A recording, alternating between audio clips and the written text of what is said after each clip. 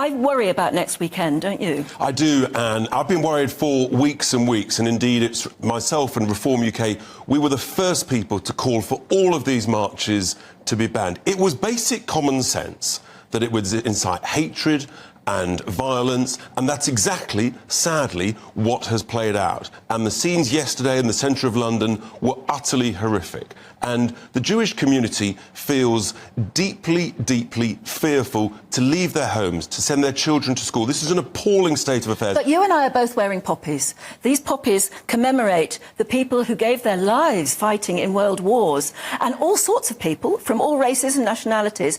But it was about freedom of speech and freedom of expression. How can you deny the pro-Palestinians their freedom of expression, even on Remembrance Sunday? The right to freedom of speech comes with responsibilities as well, Anne. And that responsibility is not to incite hatred or violence, and that's exactly what's happened. Some of the chants, the abuse, the threats, even on children just walking into McDonald's here in central London, this was completely predictable. One gentleman yesterday carrying a placard stating the UK law, which is that Hamas is a terrorist organisation. He was abused, his placard was trashed upon. These people are breaching the 2000 Terrorism Act. Here's the thing, though. You've absolutely said it. Next weekend, Armistice Day, the Remembrance Day weekend, is part of our national culture, our heritage and our history.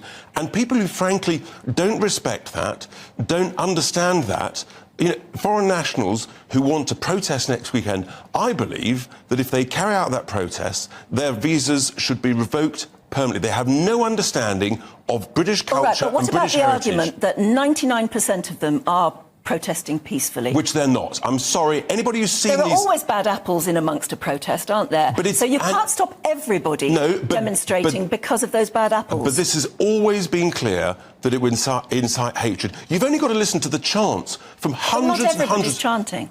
Hundreds of people in these videos, on the streets, in the railway stations, are chanting vile things from the river to the sea, chanting about, death to the Jews. There's some horrific stuff going on. The police know it. Hey, what's going on here is buck passing between the politicians, the Prime Minister, the Home Secretary, passing the buck to the Met Chief.